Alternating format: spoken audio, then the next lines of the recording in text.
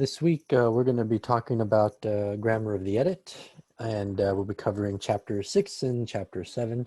So we're going to get into a bit more detail on some of the theories behind editing in chapter 6.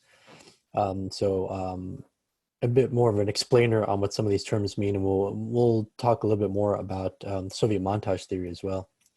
And then chapter 7 is a continuation of different editing terms, concepts, and ideas. A little bit shorter, so that one will be shorter. 6 is nice and dense, so we have quite a bit to cover in that. But 7 will also be shorter, so I think it's a good offset. Within that, we'll have, like I said, lots of explanations for the meanings of transitions specifically. And that's always, to me, what I would consider a big one for people to understand exactly, when and how to use transitions. All right, so here we are in chapter 6. I have this titled Transitions Edit Categories. So we'll start with just the cut and explaining what the cut means. For most of us, when, if I were to ask people, like, what does that mean to you? Like the cut, you're like, well, isn't that where when you use the scissors, you cut the moment or you bring them together? And that's all true. And it's really, it's the most frequent transition. It is the instantaneous change from one shot to another. That's the way you want to think about it. It's when one scene ends, another scene begins. It can be invisible if you cut within the flow of space, time, and action. And I think for many people and for many viewers in general, and unless you are really like an editor or have trained yourself to look for them, there can be moments like maybe you start off watching a film trying to be conscious about edits, but about halfway through you realize, oh my God, I forgot. I just got sucked up in the story and I haven't been paying attention. It's just one of those things where it does take mental energy to think about when and where cuts happen.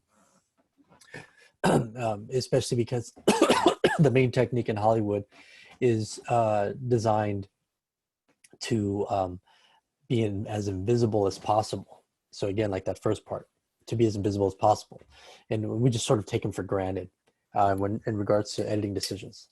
Turn on the slide so we can look a little better here. I think I look a little dark. Here we go. I think it's a little better. Here we go. Now we can also, with editing, draw attention to itself if it matches the mood of the project. So it can be obvious, especially on a jump cut.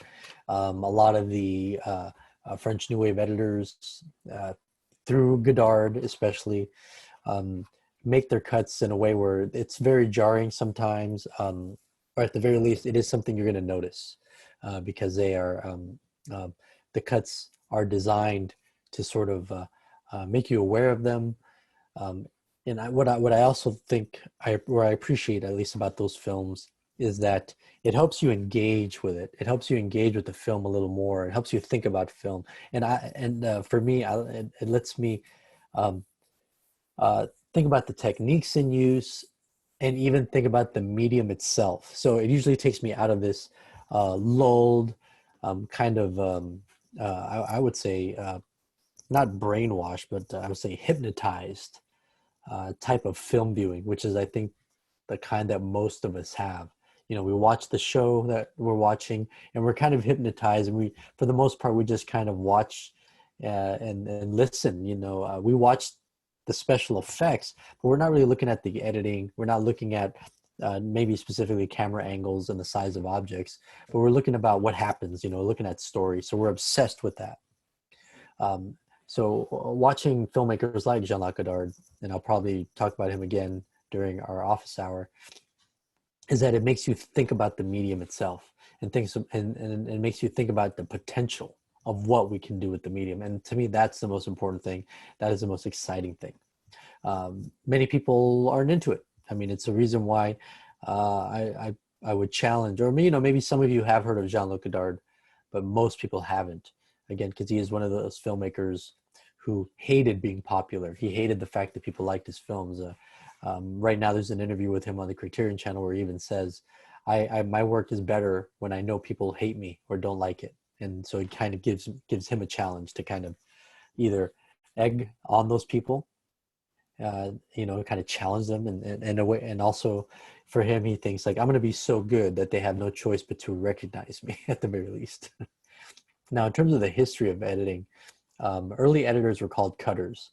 And the reason they were called cutters is because they were usually literally using some sort of a knife or cutting instrument or scissors to cut film strips and tape or glue them together. If you were a film student coming up through the 90s, you probably learned some of that, at least through the 90s. You learned those techniques. It was not something, it's not really something that you see today unless you go to specific workshops. But it's something that is tied to analog film. Now, when do we use cuts? We use cuts in different places. We use cuts for continuous action or to continue the action as a way to try to be seamless. We can use a cut for sudden change for visual or oral impact, or there is a change in visual oral information or a new location. The last one especially is the one that YouTubers use when there's a change in oral information. And it's weak. YouTubers, again, I don't think of them necessarily as film makers. They're YouTubers, and they're cutting for the audio. So really you could remove the visuals, I think, for most of those. It's completely unnecessary to see who the person is. It's really only used to sell the image more than anything else, and them as a personality is irrelevant. They only become relevant when it comes time to write a check, and that's really the only I mean, the only, to me, the only purpose of it. Really, a lot of it you can just listen to it. Now let's talk about the different types of cuts in terms of or what cuts can do. What do they bring to the table? So we're going to talk about information, motivations, compositions, and a little bit about camera angle. Camera angle just comes up because, we talked about the 180-degree rule. So for informational cuts, this is when a new shot is added to give the viewer new information, like a close-up or reveal. We see something, we see what the person is seeing. That's informational. Then we have motivational. Whenever we decide as an editor to make a cut, there should be a reason to make the cut. Whether there's new information, whether it's the behavior of the character or the actor, maybe we hear a sound off screen and the character, is reacting to it again. There's the motivation for us to cut to the new scene, pacing. Now, for a lot of this, the shots are motivated by timing of the shots. How long they last, and how many cuts there will be in terms, again, of motivation. We're talking about motivation. There's also beats. We call that usually the gut feeling of time, and that usually focuses on the rhythm of shots, and that is used for pacing purposes.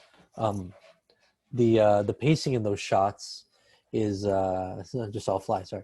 The pacing of the shots can be changed up depending on, again, when the editor chooses to cut and how often they choose to cut. So again, sometimes we feel like, okay, it's time to cut now, or we need to cut. Maybe you'll feel the shot's going too long and we need to cut for visual interest.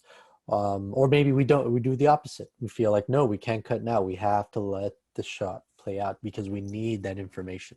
So, again, it's all that can come from the gut feeling. And this is one of those moments where you can try one or both ways, show your director, and, they ultimately will decide whether they like it longer or shorter. We also have compositional cuts. Now, when you're doing when you're making a cut, what this means is your new cut should offer new information, or should be different enough in its composition so that when the audience sees it, they don't recognize it as like, oh wait, that's just the same, that's a jump cut. It needs to be different enough so they can reset that visual grammar or the sentence that's building visually, so that they don't assume that it's a jump cut. It's got to be different enough.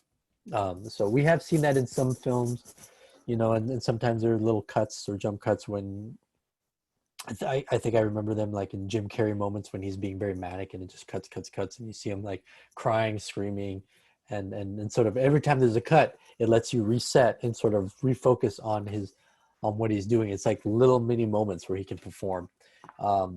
I think I thought of that because I just recently saw Ace Ventura: Pet Detective again, and I hadn't seen that movie in like 10 years, and it just reminded me of those moments. I think there's a couple of those where he does that, and he might even do it in the sequel as well. Um, Now, camera angles. We're talking camera angles. This is related to what we talked about last time in terms of the 180-degree shot.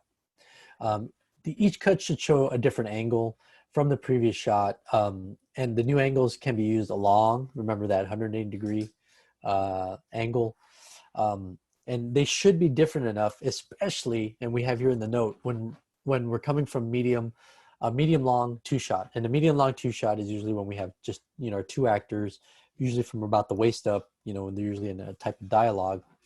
But unless we don't move enough, go beyond that 30 degrees, it will look like a jump cut, and it can be, jarring, especially when we have multiple people involved in that jump cut, because it can get, one piece of action is one thing, but when we have two people kind of continuously jump cutting, it makes it very, it's grueling, and it can be, uh, you know, make you feel dizzy, nauseous, just a lot of information. I think it gives me a headache.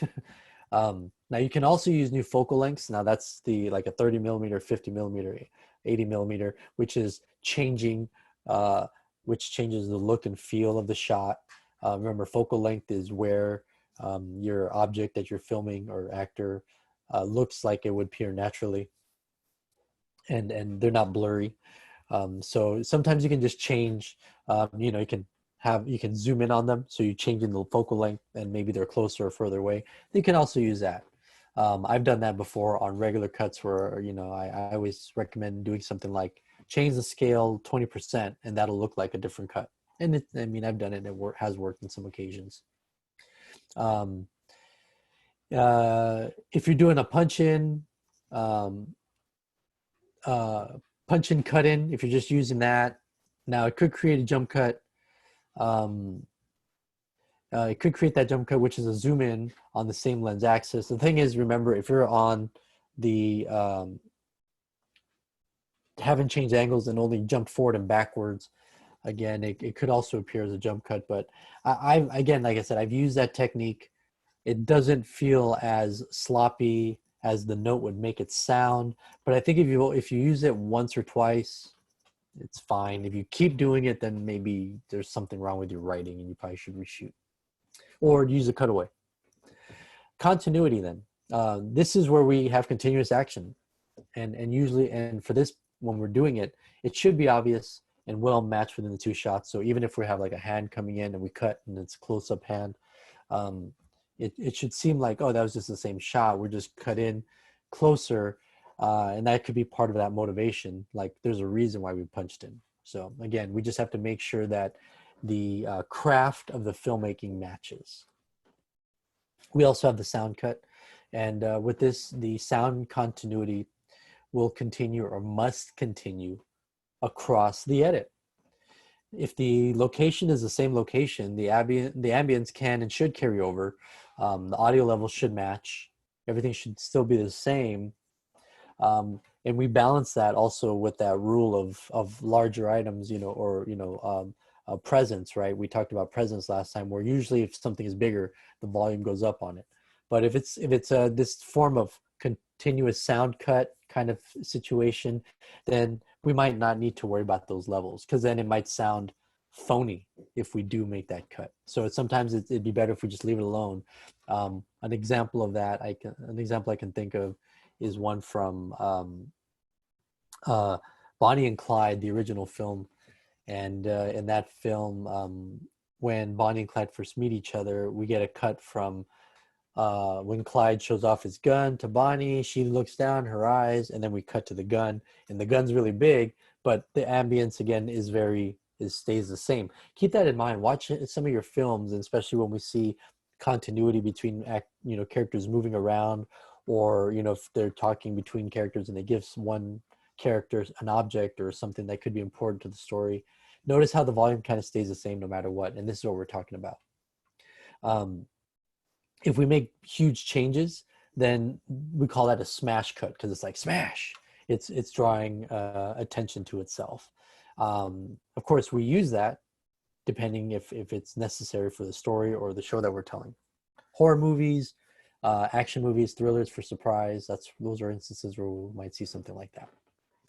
All right, so that was the cut. Now let's talk about the dissolve. And what is like a cross dissolve? What does that mean? Now this is the second use most transition and is an obvious one. One shot gradually changes into another. So what happens is one shot, the opacity goes from 100% to 0, and the other shot, the opacity goes from 0 to 100%. So it's like a cross, right? So we call it cross dissolve. It's like one clip goes into another.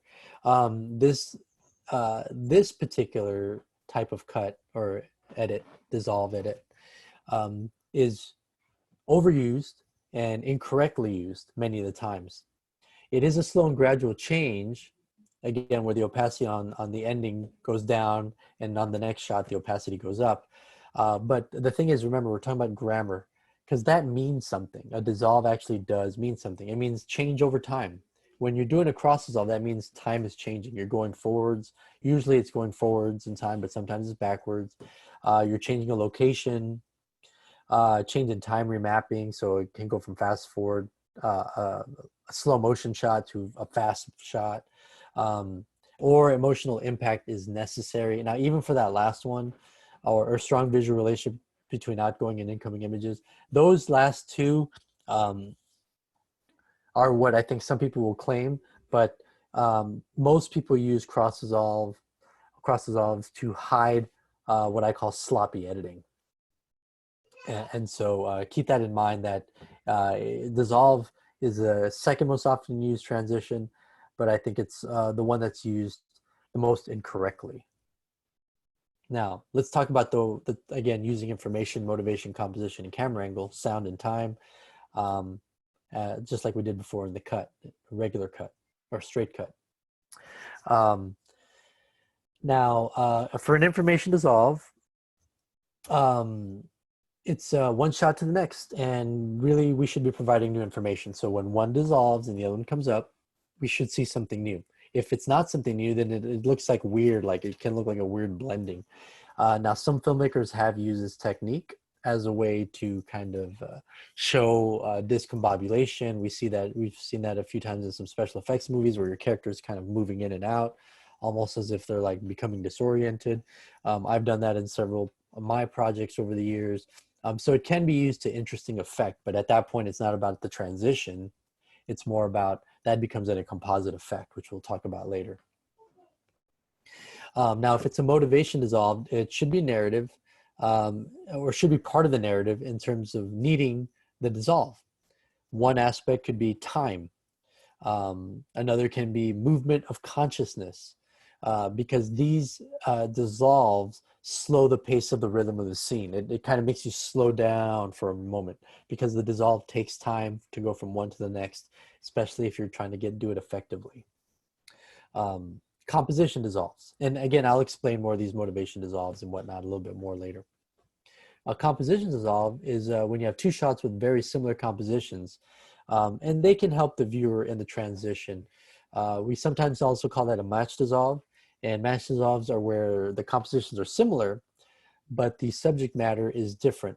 And so it could be like two different types of objects. So like from one round object to another round object. So here we have the note, like maybe you see an eyeball and then it cross dissolves into a circle. And that's matching for the shape or the graphical image. We also have camera angle dissolves. These are two shots that are different angles. They can be dissolved into each other to show passage of time. And that's usually what we're seeing is the passage of time.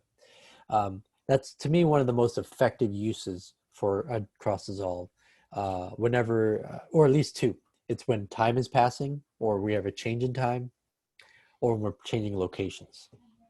Sound dissolves, all this really means is just remember, if we're doing an image dissolve, we have to do the same thing for the audio if it calls for it. Now, sometimes we'll have a score playing as sort of as an undercurrent or as again, part of the emotion or mood altering, asset. If that's the case, you may not need to cross dissolve, but it's used, that's going to be the overall, let's say, overtonal aspect of it, or I mean, all of it is taken together to mean something. Now we also have time dissolves. This is just talking about how long does the dissolve itself last. So this is more, this is in reference specifically to the technology, and in reference to how we apply the technique, in our case in Premiere. So we can, when we add the transition, we can then grab the edges and pull it out to make it longer, or shrink, or bring it together to make it shorter. There are several places we can do that. We can either do that in the timeline itself or in the effects controller. And that's how we're talking about. The default for transitions is 1 second. It's another reason why I don't like them, because most people just leave them at 1 second and they don't really change them up. Now, here's an example of using a dissolve as a flashback. When moving back in time, a dissolve can be used to begin the transition. So usually it's the character going, I remember once, and then they go off, and then we have that slow, like, opacity goes all the way down, which means it goes from the screen looks normal, and then it starts to sort of fade down to dark, to black. Again, that's what zero opacity means. It means the image gets less and less dominant and becomes lighter, lighter, lighter, and or will cross dissolve, and the other image goes from being less dominant to being 100% opacity and being full on dominant. It can also be used in slow motion. So the dissolve can be used to begin the transition into a change of tempo, or another type of time remapping when you, or let's say speed up. This one I don't think we see as much, because now, I mean, especially any of you who have seen modern movies like 300, you know that we are now kind of just, because tools make it a lot easier now, we go from regular speed to slow motion and then back, or vice versa. The next type of transition is the wipe. Now, the wipe is very similar to the dissolve. It's like this is like a cut and dissolve, but unlike the dissolve, there is no dip in the opacity. The opacity stays at 100%. And instead, wipes usually are a shape usually, and have movements. So they can be zigzags. So it's when you see like one go like, and it's just the full image kind of coming in. It can be like an iris, right? You see the small one, like the image itself go from nothing to then, and then the new image is there. Spirals. We saw that in the Batman TV show. Remember that? Lots of spirals from the 60s. Diagonal wipes, horizontal wipes, vertical wipes, or the star wipe. I put the star in there. If any of you have seen The Simpsons from season 1, I know that was a long time ago, it was like 30, 40 years ago. But in season 1, there's a really funny episode where Homer Simpson is making some kind of video on the life of Ed Flanders, or Ned Flanders, excuse me. Let me see if I could find that. Let's see, YouTube, and let's see, The Simpsons. I don't know how to spell star wipe. It's kind of a funny one. Here it is. Okay, I finished the garden. Let's play this scene. Let's see, we're sharing, we should be sharing the audio, and if not, I apologize. I'll make this bigger. But if not, at the very least, pay attention to what you're watching. Oh, actually, no, this should be fine.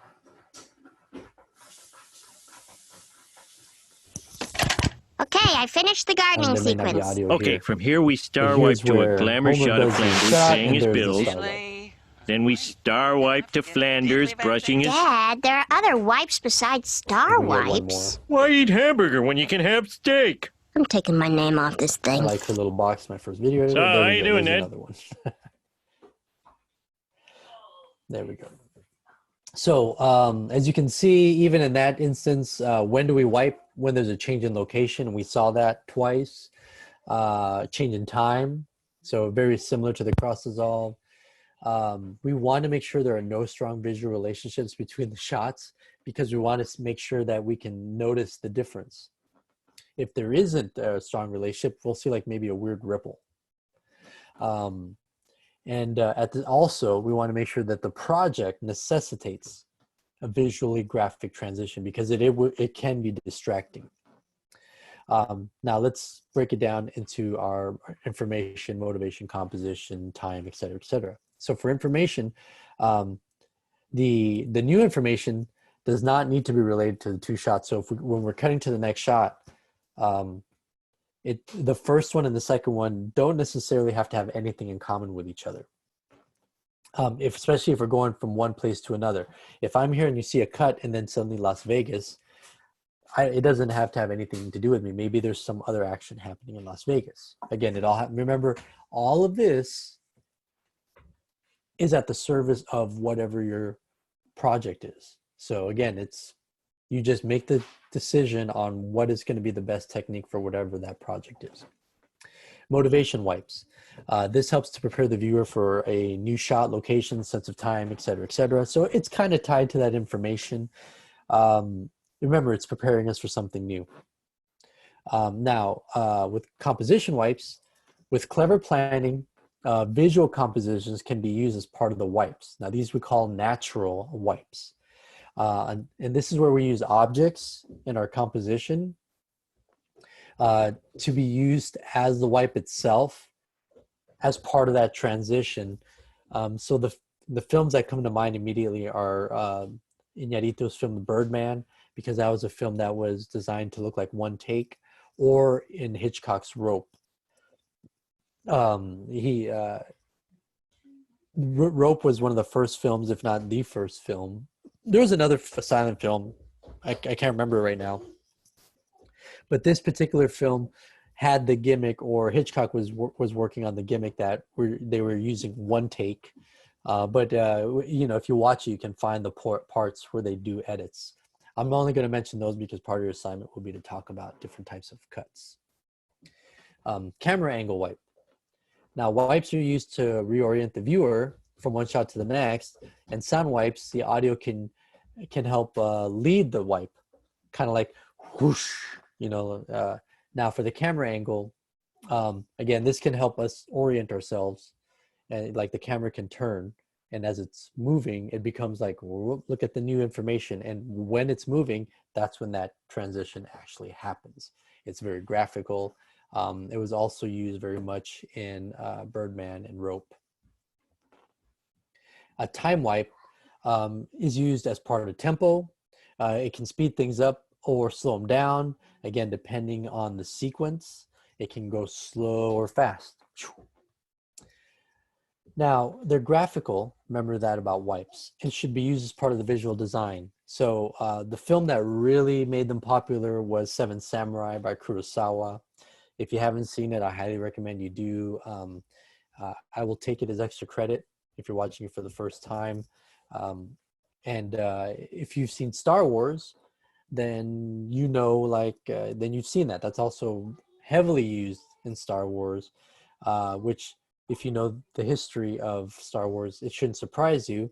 And why we put Seven Samurai with it, because that's where Lucas got it. He got it from watching Seven Samurai, and especially The Hidden Fortress. In The Hidden Fortress, the basic story for Star Wars can be found. And those movies are from the 60s. Well, Seven Samurai from the 50s and Hidden Fortress from the 60s. They're both available on Canopy, and even should be available via our streaming services via the library. Go to the library, scroll down, you'll see our video streaming services. And I believe you can find some of the films there. If not, I highly recommend you seek them out or purchase it. Seven Samurai is one of the greatest films ever made. It's 3.5 hours long, and is the reason why the Avengers, the Fast and the Furious, Bug's Life, Magnificent Seven, all those movies are all remakes of Seven Samurai. Now here's the last, we have the fade and we have a dip to color. Fade, this is our next transition.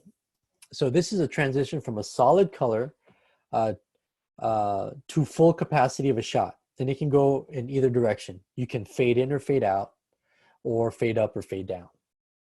So when we fade in, this is the beginning of the program. This is when we go from complete dark and then into the full opacity of the film. I showed you that technique in the Adobe demo. So we were playing with that fade in already. We also use fade ins at the beginning. So again, this is beginning of chapter, scene, sequence, program. It also can be used for a change in time or a change in location. And usually, again, there to introduce that newness of it. We fade out then at the end of the program, the chapter, the scene, the sequence, act, etc. And the opposite of the in. We also have a change in time and a change in location. And again, usually at the end of that. What is the motivation for a fade? Well, this is used to slow down the action. Dip to black is used as a slower transition between two segments. We can also have a dip to white as well. Now that's called a dip to color. And it just slows you down. Again, the best use of it is as like a chapter change. And I couple this with the earlier when we talked about the feeling, the beat, the gut, you kind of know when to use it in terms of like the motivation. For composition, we always say be careful when composing a shot that has too much light or dark, as it can create an imbalance, especially if you're doing a fade to black or from black. It just can seem sloppy and disorienting for the viewer, because especially if you're fading in and your shot's very dark, then sometimes you might be like, what just happened? Like, was it meant to be a fade in? But more than anything else, it will reveal our inexperience, and we don't want that. Now with sound, we typically also want to raise or lower the sound to match the fade. The audio can also lead the picture if it isn't lowered or raised at the same time as the visual, if that is the point of the fade. Sometimes you can have full volume and then it'll slowly fade in. I know we've seen that technique with Tarantino. He used that in several places. I can think of some right now in Pulp Fiction. I won't mention where, so you can mention that in your discussion if you're doing that, if that is the assignment. But just know that normally the volume is raised or lowered. Now, in terms of time with the fades, they usually last anywhere from half a second to a full second. If you've already haven't picked up, a lot of these transitions are about that long. Here's a tip. For all the transitions, what you want to make sure though is be sure to have plenty of video available on your trim points. Why is that? Because the software uses the extra video footage to create the transition. These are handles, okay? Every once in a while you might try to add a transition and it'll tell you there is not enough video to be used. You're like, what are you talking about? Just create it. I don't even know what that means.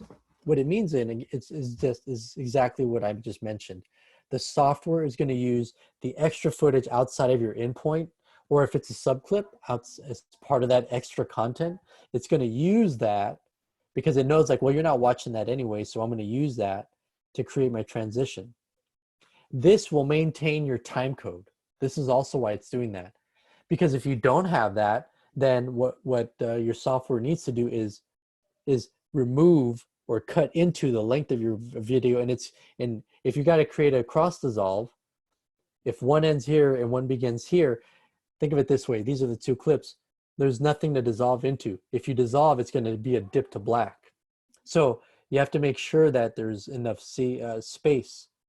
And notice I have this much space, but if I don't have any handles, anything at the end, then I need to bring it in, and notice it gets smaller. So that means it's going to affect our time code and make it shorter. That's what that means. So be sure to have a handle. All right. Now we're going to get into a little bit more of the theory of types of edits.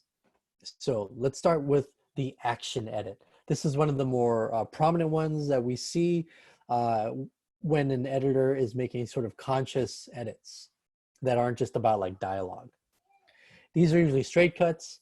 They encompass edits between shots that depict continuous movement, usually of subject, object, or a part of the subject or object. Now these are also called movement edits or continuity edits. This is performed when the person is performing an action while the cut shows the continuation of the movement and is very smooth usually. You don't typically notice these types of edits, but once you become aware of them, you see them all the time. I mentioned Seven Samurai earlier. That film is a great example of action edits and cutting, or on that we call it cutting on action. And it's usually when like a character stands up like this, and right when their eyes pass up the frame, then we cut to like a close-up of their face as they move into their new position. Or the opposite. If I'm going to sit down, we start to move, and as we start to move, then we cut to them sitting down. And again, that's used as an emphasis. Again, as part of the grammar, we're made to pay attention to that act itself. Here we go. I'm going to now read the examples. As a simple exercise, we're going to look at these two images and look at these images and think about that actor right there. She's sitting down in kind of this profile, like a 3/4 shot. And if we're looking at her, then we cut to a close-up of her reading. That's going to give us all kinds of new information. So that's what these next points are going to be discussing, that shot. So we see the woman sitting at the table. She lifts a book closer to her head to read it. Cut.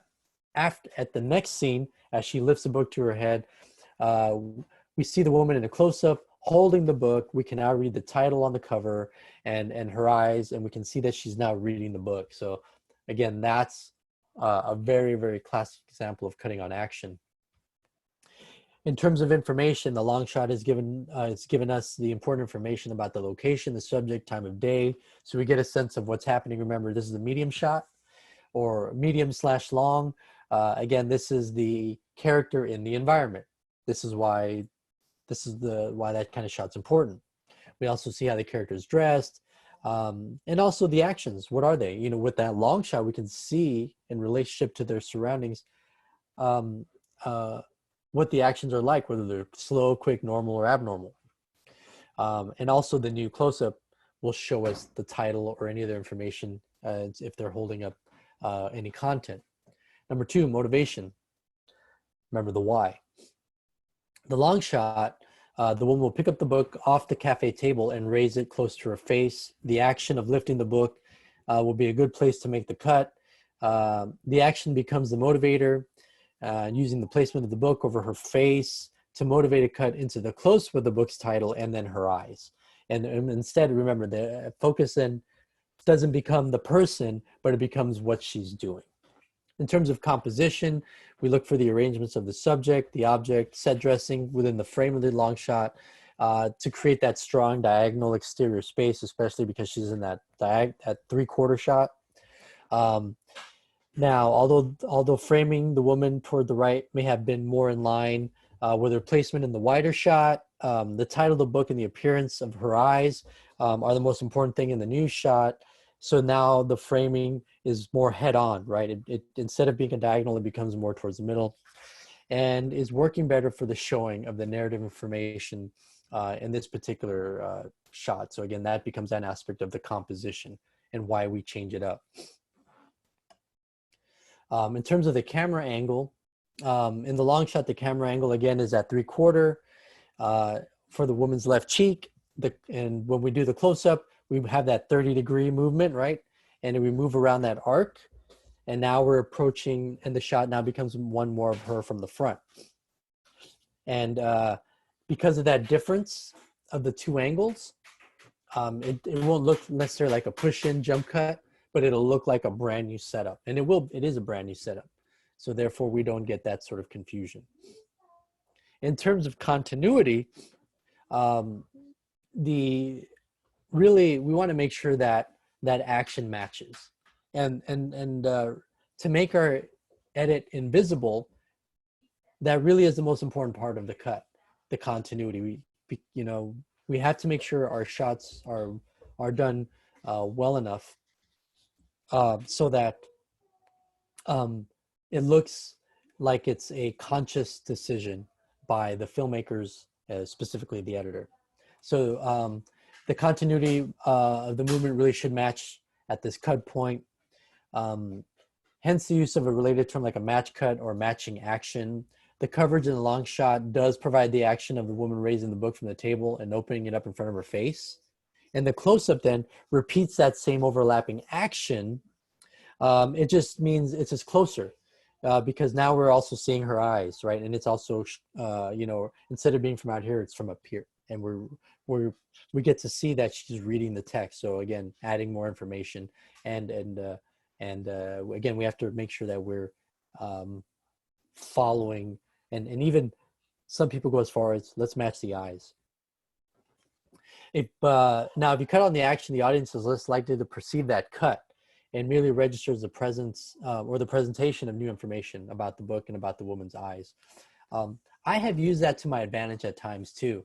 I did a cut once a long time ago where I had a close-up of a finger on an iPad, and it was, you know, doing an edit, you know, moving some objects around.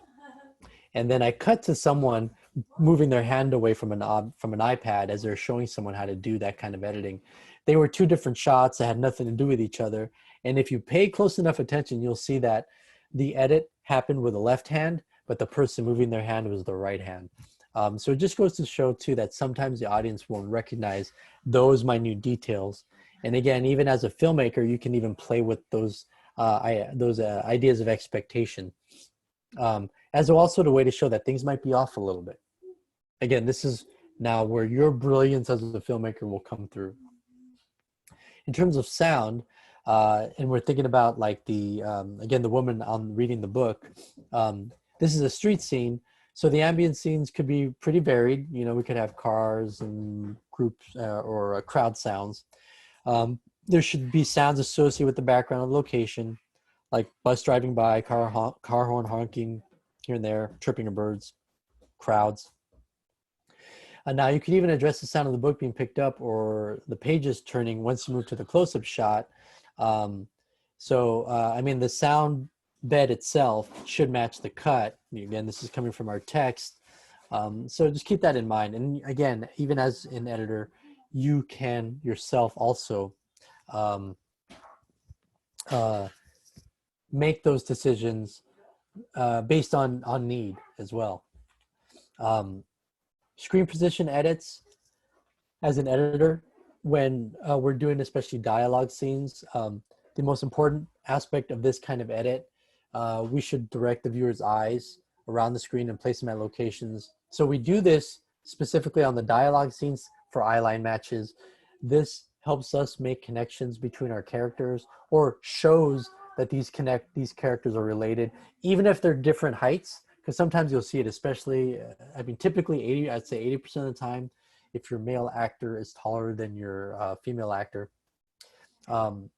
their head, sometimes the male actor will be like this and their eye line is at a certain spot. And the same thing with the female actor, it should be lower, but her eye line will be at a certain spot.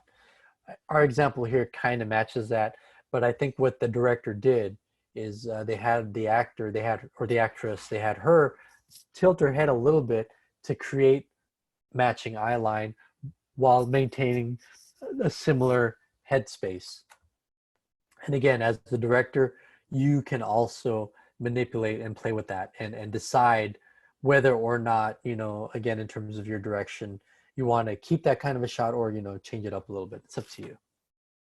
Now let's get into a bit more conceptual types of, or let's say advanced types of cuts, where we start to play with objects and very graphical types of cuts. Instead of just information or new data that we're being given, we can create match cuts or form cuts. Now the form edit is a transition from one shot that has a pronounced or very specific shape, color, or dimensional composition to another one that is similar in shape, color, or dimension. So again, this is a graphic cut, form cut, or a match cut. If you put in a dissolve, it becomes then the match dissolve. If you're matching with the composition, then you can, and shape, especially if you have a composition and shape, then you can also use this to create time condensing or shortening of time, or as a way to show like I'm changing locations and I'm changing or I'm traveling, right? And it's a way to make your travel much shorter. Sometimes we see examples of that where you see your character sitting in one spot and then what's around them changes. We've also seen that as a time lapse in some films. In this particular example, from what I recall in the text, the author is saying how maybe this example is as if the character is visiting maybe a hometown, and from when they land on the airplane, jump on the taxi, get a ride via a carriage, and then maybe a horse buggy. It seems like the technology regresses, so we go from flying to driving to horse to like maybe being pulled by a farmer or something. It just shows that we're going maybe kind of like we're going back in time, or maybe we're going back to a simpler time, and maybe even for the character, it represents simple time. Now, concept edits, these are the most sophisticated types of edits. These are dynamic. They can also be referred to as idea or intellectual edit or intellectual montage. And I've seen some of you say like, oh, in the montage. This comes from Soviet montage theory. Now, for montage, or the idea of montage, that's just another word for edit for many people. It is now, I think, in the popular vernacular or popular language, most people look at that as a series of images cut either sequentially or for purpose for the condensation of time. Now, you've seen that a lot, especially in 80s movies. Rocky is a great example, The Karate Kid. It's a way to shorten time, usually played over a popular song like Eye of the Tiger, or if you're watching The Karate Kid, it's You're the Best Around, something like that. Or if we're looking at training, it's a way to show our character going maybe through something quickly. And we just get these series of images, and it usually lasts about a minute and a half or so. However, the true montage theory is referencing the collision of two images that may or may not be related to each other to create new meaning. This also comes from when you were writing essays, right? Remember, we had the thesis and the antithesis when we were talking about compositional writing. And when we combine the thesis and the antithesis, when we combine them both together, they equal synthesis. They equal synthesis. So in other words, thesis, antithesis combined together creates third meaning. And that's exactly what's going on here. So the example that they show us comes from a person who's meeting in-laws, maybe in a new relationship. The next cut is someone in prison, and then we see that it's the new couple watching the film. So what that could mean is that their new relationship is like a prison, and that's what one of the characters, or both of the characters, maybe they're experiencing that new reality. Now, in this particular example, though, the third image shows us that there is a relationship between, or why the couple is watching that image of the person in jail. That's not always the case. I put in the note here, the movie Lucy. Some of you may or may not have seen that, but to me, that's a perfect example of like another cut to a shot that has nothing to do with what's happening in the scene. And in Lucy, we see that all over the place with this nature scenes. We'll go over that in our office hour on Thursday. So in terms of what I'm talking about for Lucy. But that third element, we don't always necessarily need. Alfred Hitchcock, if you do a Google search, he also has a really, really wonderful explanation for this type of montage editing. And I think he even calls it pure cinematic. So there are different names for this type of editing. But this is where it can get, we can look at film as art, definitely. Film as poetry, because now we're creating metaphors, similes, and sort of these descriptors that don't have any type of specific dialogue related to them, but provide visual meaning. Now, we also have this idea of a combined edit where we combine two or more of the types of edits. Action edits to intellectual edits are common as they combine the seamless action with a metaphor for what's happening on the screen. Like this is an example of that. So keep all these types of edits in mind. Again, action edit, screen position edit, form edit, and concept edit. Now, these types of edits are not going to be something like, oh yeah, you know what a concept is. You know, it may not come across to other people. This is coming specifically from Bowen and from Grammar of the Edit. But his explanation is a distillation of many types of theories. Because Soviet montage theory, back here, when we talk about the concept edit, actually there's 5 different aspects to it. And for montage theory, we usually talk about the length of the cut, we talk about the rhythm of the cut, we talk about the tone of the cut, and then the overtonal cut. So that means, and tone and overtonal are pretty related in that tonal cuts are just how does it make you feel? Overtonal is how do all the cuts make you feel? And then the intellectual edit is when we create new meaning, and that's the 5th version. So Soviet montage theory can get very deep. That's the end of chapter 6. So now we're going to talk about some terms and topics in editing in chapter 7. That some of it will be a little bit of review, and some of this will also be some other terms in film production that we haven't discussed just yet. So we'll start with sync sound. Now, when we say sync sound, this is short for synchronized or synchronous, and is referring specifically to picture and audio and the soundtrack being together in sync. Most professional software like Premiere will utilize the waveforms to sync the audio. I demoed that technique in Premiere. Now let's talk about film for just a second. Emulsion film in the United States has always been captured at 24 frames per second since the advent of sound recording, because that was the minimum speed at which sound and video can be recorded at the same time, and the sound matches the movement of the lips. This is why we have 24 frames per second. This is why when you look at your cameras and we look at the different types of frame rates they have, I think most modern cameras, if you buy one in the last few years, starts off at 60 now, which I change immediately. And then they have 60, they have 30, and they have 24. And you're like, well, that's a strange number, 24. And even 30 and 60 are strange. It has nothing to do with like seconds or minutes, but it has to do with technology.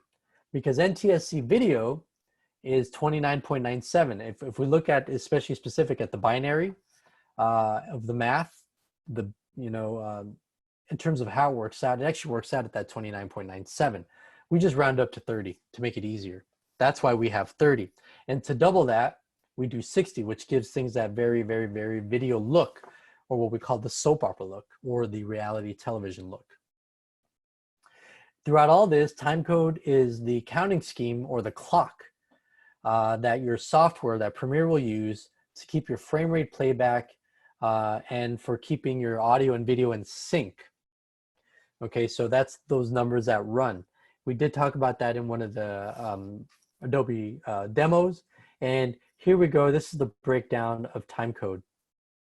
Frames, seconds, minutes, hours, and as I mentioned before, we also now have days. But that's an option if you want to add that. So that's what all of those numbers mean. Frames, seconds, minutes, hours.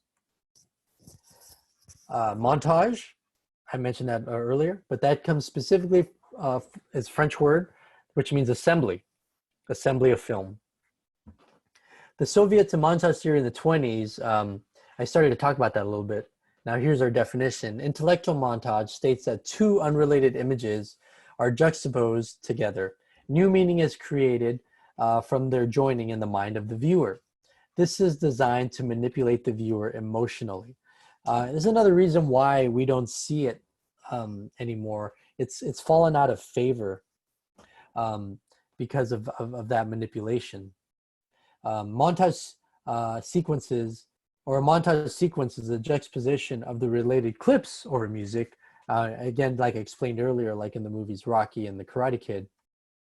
Now, it's still a form of the Soviet montage theory, that also asks the editor to consider rhythm and time, again, or that's the metric type of montage. And in the United States, it's used to condense time. like I mentioned, or like I explained earlier in the films Rocky or The Karate Kid. It was very much a technique, or the technique was used widely in propaganda films. Another reason why we don't see it anymore. Parallel editing, we also call that cross-cutting. These types of edits, they show action occurring over multiple plot lines. So we see that in Star Wars, like in The Empire Strikes Back. We'll see scenes with Luke doing his Jedi training with Yoda, and then we have cuts of Han Solo and Princess Leia, Chewbacca, in the Millennium Falcon, trying to escape the Empire and going into the asteroids. Those are happening, or for us, it's meant to be happening in our minds at the same time, which is, why they cut back and forth. We also see parallel editing in action scenes when we have groups of teams performing different, let's say, missions, I guess we can say, happening at the same time that are necessary to push the plot forward.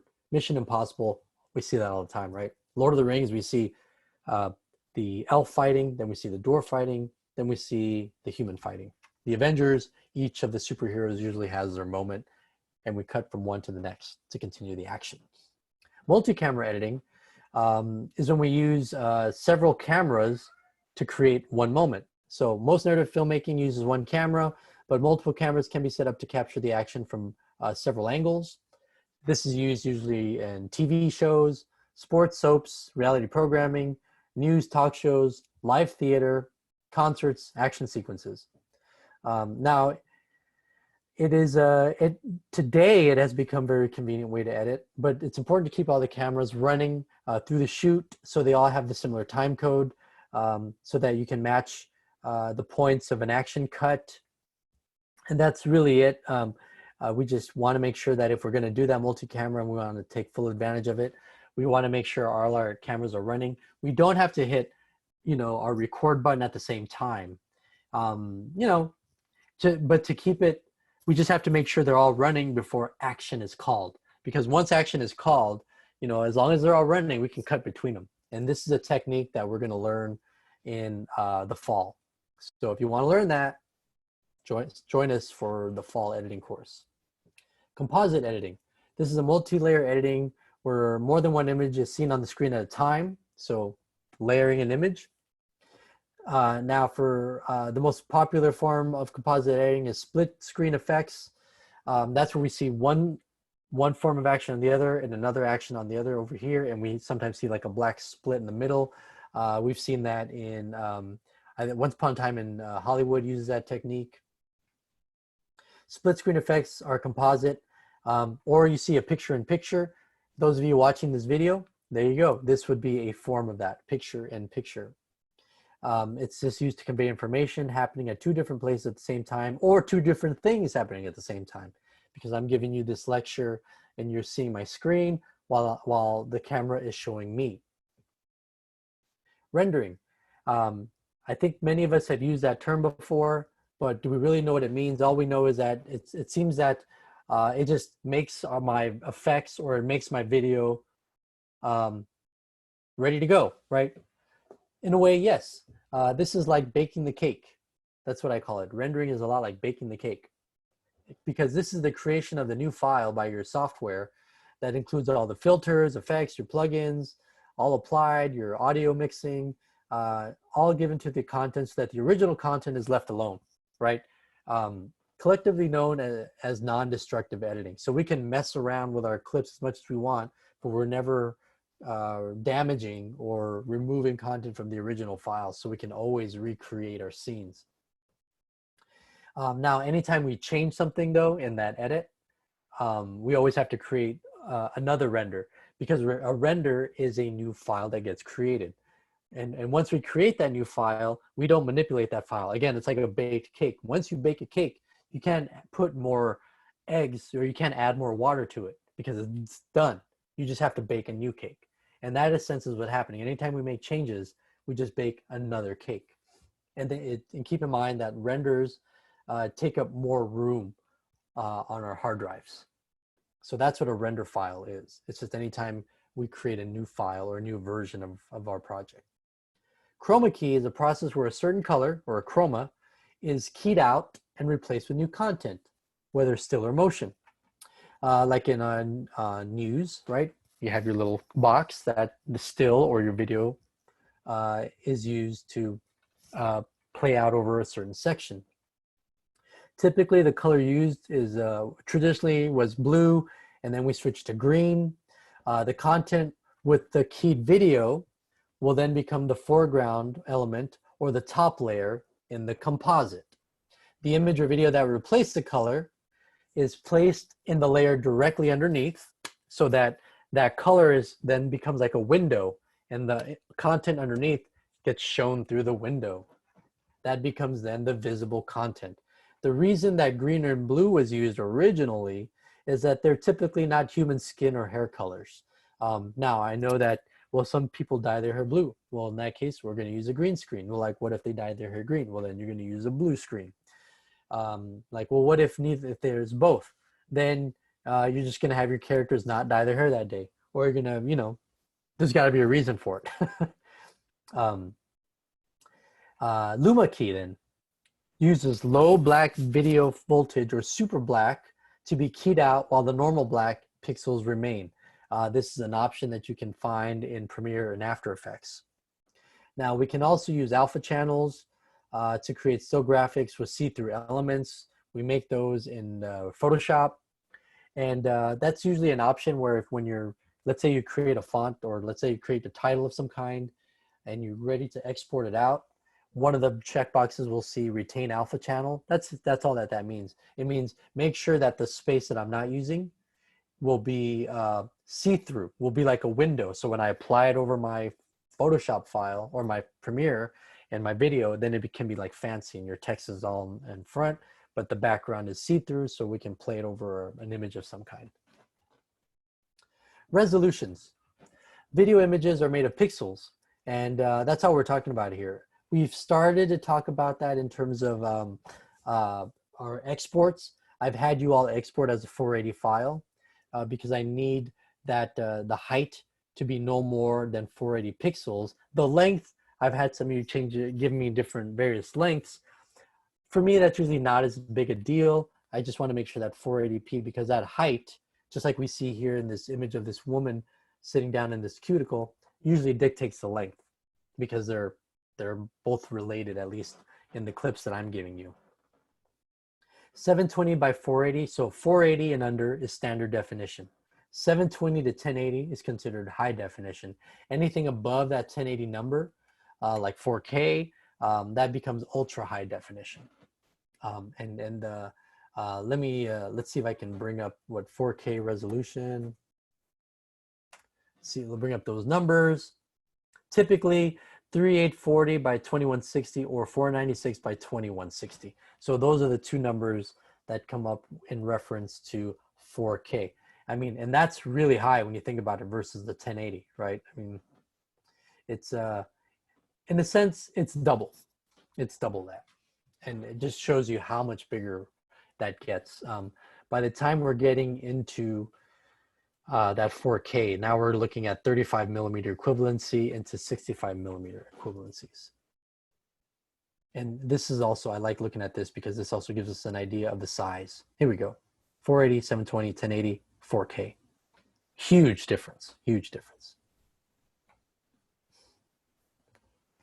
Now, additional editing topics. We're going to wrap up with this and sound. Now, sound can be a motivating device and a way to focus your audience attention to certain actors or objects. Sometimes we'll watch a show where this example here, we're looking at an office space, but we're only hearing what's happening in this one character. So this allows us, for example, to focus maybe on this one character here. And we have different ways of audio helping us focus our attention on that person. It can be leading and used to metaphorically underscore the scene itself, like a lion roar in an urban jungle. That comes from the book. We can also use techniques like L-cuts, split edits, or tapping, or excuse me, lapping. This is the practice of having either the picture or sound start early or end late. This is the difference between a straight cut or a butt cut and a split cut or an L cut. So as an example, the straight cut or butt cut will be the one on the left. And that's the one we typically see in YouTubers. One cut, next cut, next cut. And the shot with A has the sound with A that goes with it. Shot with B has sound with B that goes with it. However, if we do like an L cut, notice that the shot A continues while the shot B, the image will change, but the sound from A will continue before B comes in. And that's why we call it an L, because the cut happens, but the audio continues. The one that I like to use is a J cut, which is the opposite. Maybe your A and your B happen, but you hear B before you see B. That is the example that I gave you all. That was like the Jurassic Park one.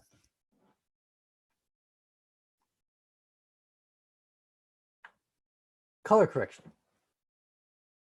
Now, this is a component of post-production where the white balance of characters can be brought into balance, because sometimes when we're shooting, you know, we might, maybe we have several cuts and we have our setup, but then the sun changes position. So we like, oh no, it doesn't quite match. So we can use aspects of color correction to kind of bring that color back into balance.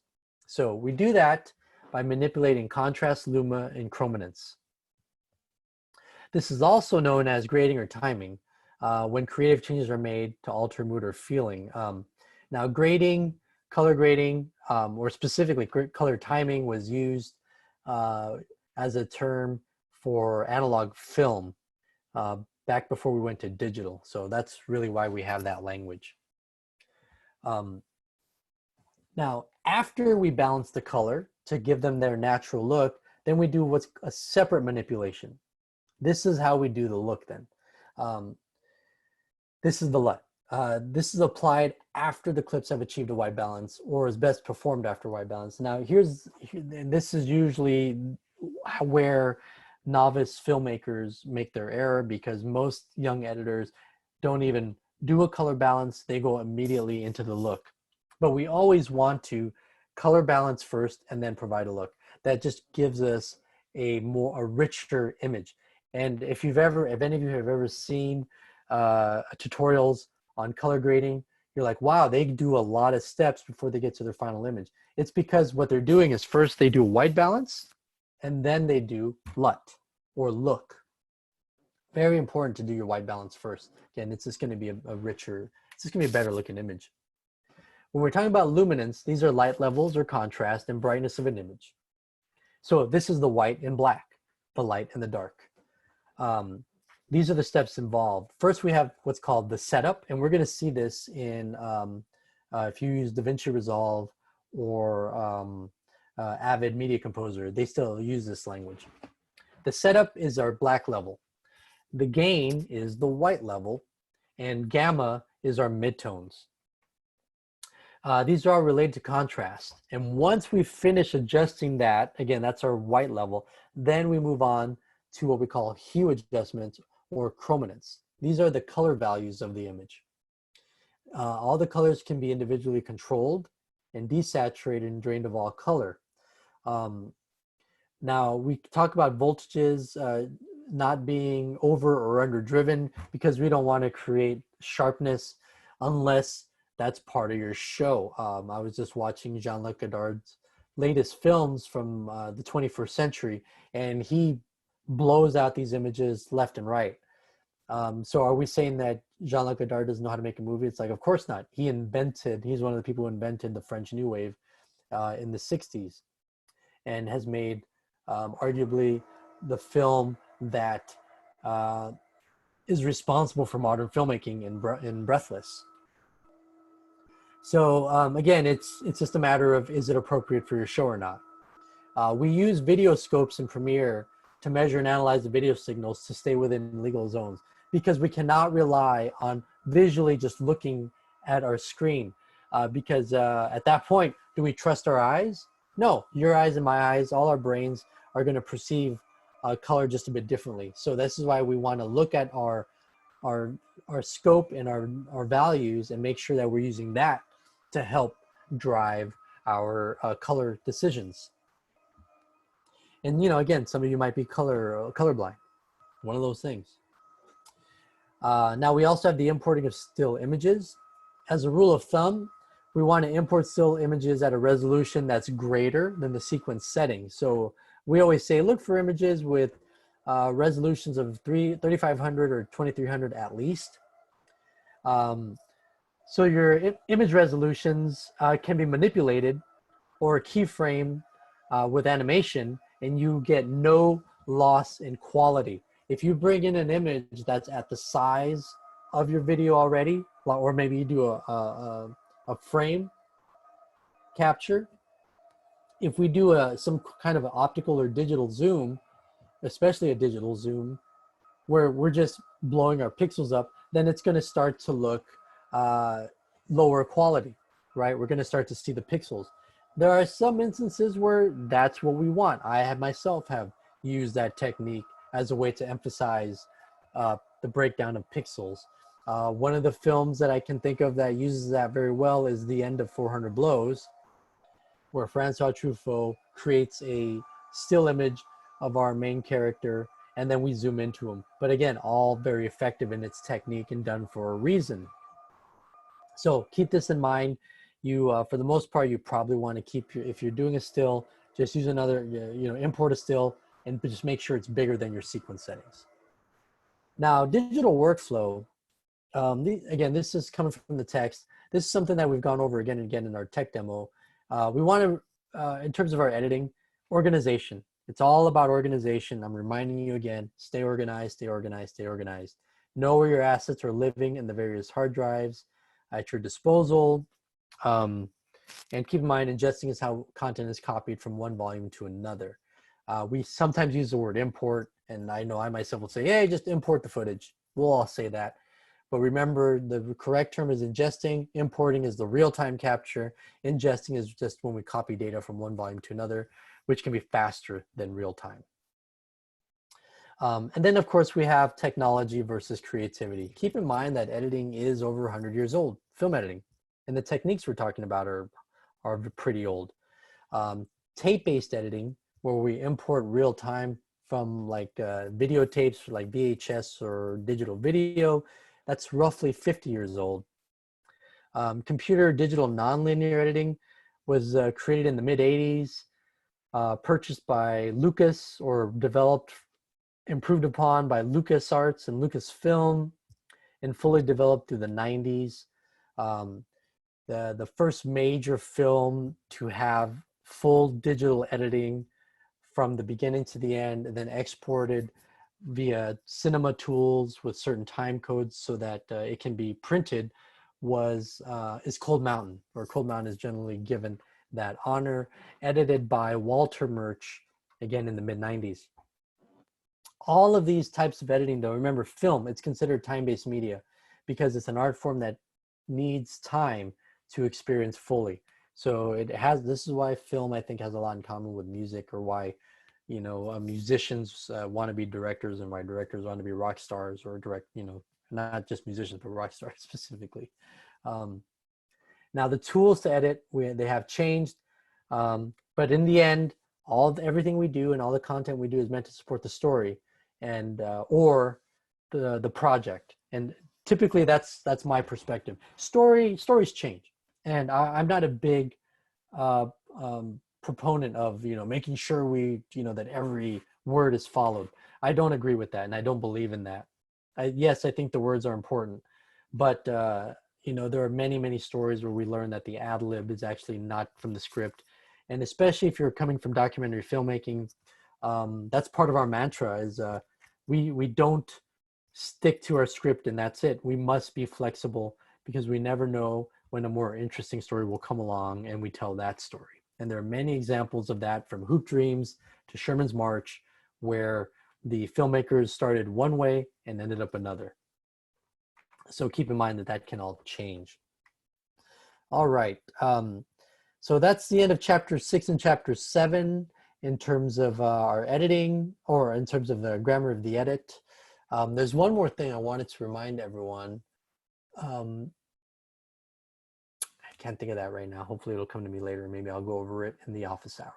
But that's what we have that's what I have for you for Grammar of the Edit. So be sure to read over those chapters and let me know if any of you have any questions on that. All right, so have a great productive weekend, etc. Break a leg, everyone.